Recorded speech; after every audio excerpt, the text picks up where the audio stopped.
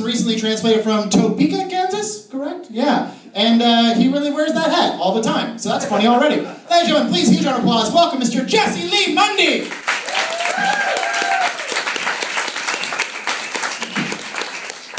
Thanks, everybody. I'd like to start my set off with a cliche, if I might. Times are changing, aren't they? Times are changing. Like, for instance, you never see centaurs anymore. Not like they were around when I was a kid or anything. I mean, the ancient technology that allowed successful breeding between man and animal was lost thousands of years ago. Although it never stopped a select group of people in Appalachia, but it's gone. So all of the centaurs that existed in the days of ancient Greece and such have, since that time, bred into the human population. And so now all you're left with is people that have just a small portion of horse blood in their veins. And so they only exhibit a small portion of horse features. I like to call these people percentaurs. Now, percentar horse features have a wide range, but it's usually something you can hide pretty well in baggy clothing, like a tail or a swayback.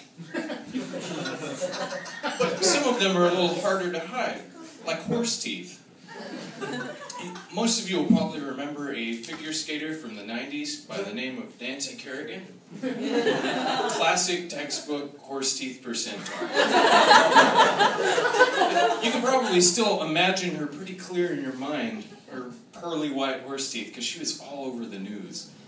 You probably remember the news story. Another figure skater had hired a thug to attack her leg before the Olympic trials. Her videos playing over and over of her grabbing her knee and screaming, "Why me? Why me?" I remember seeing those videos and thinking, what a baby.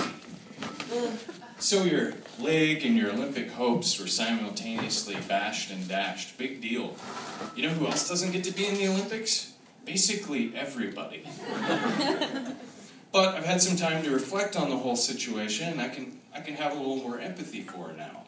Because now that I realize she was a percentar with a broken leg. A veterinarian could have come around the corner at any time and finished her off with a shotgun right there. And the only possible posthumous hopes she could have had of making it to the Olympics is if somebody processed her remains into the glue that held somebody's Olympic medal to the striped ribbon. And even then you've only got a 1 in 3 chance of getting gold. It's only a joke. I'm actually quite an animal lover. I love most things about the outdoors. Like, I love camping. You guys love camping? Not right now. It'd be horrible. I love camping. But sooner or later, you gotta get around to asking yourself the question, why do we still go camping? To pretend like we're living in the woods for a few days, like a gnome that hasn't been assigned a suburbanite garden yet?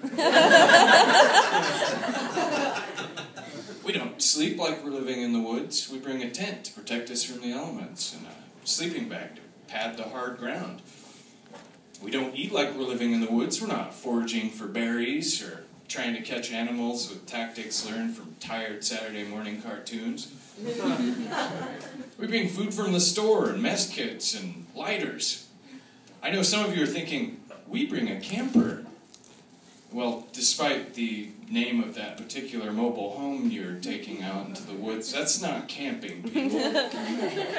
No, if you're truly camping, there's only one activity I can think of that we don't bring special equipment along with us to make it more like home. So it's not really about living in the woods. It's all about shitting in them. Pooping in the pines. Birthing a bear bomb. Taking a grumpy like the Grizzlies. There must be something about the primal side of our brain that still requires that mixture of physical relief and anticipational terror. You're bent over like a dog, looking over your shoulder, with the fear that anything mammal witnessing you at your most ridiculous and vulnerable. probably still do that even if I were camping by myself, because it's more instinctual than anything. And I never camp by myself, because it's just dangerous. I don't care if you're an Eagle Scout, or Bear Grylls, or John effing Rambo. Alone in the woods by yourself over a long enough period of time, one of three things will happen to you. You get killed by a lion. A lion? You get killed by a bear. Or, and this is by far the most likely, you get raped by Bigfoot. Now, I shouldn't have to say this, but the third of those is by far the worst that could possibly happen to you.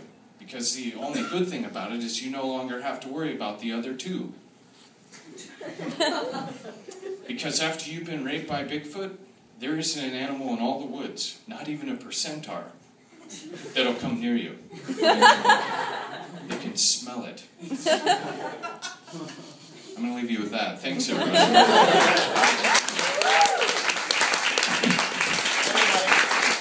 Jesse Mundy, everybody. Come on.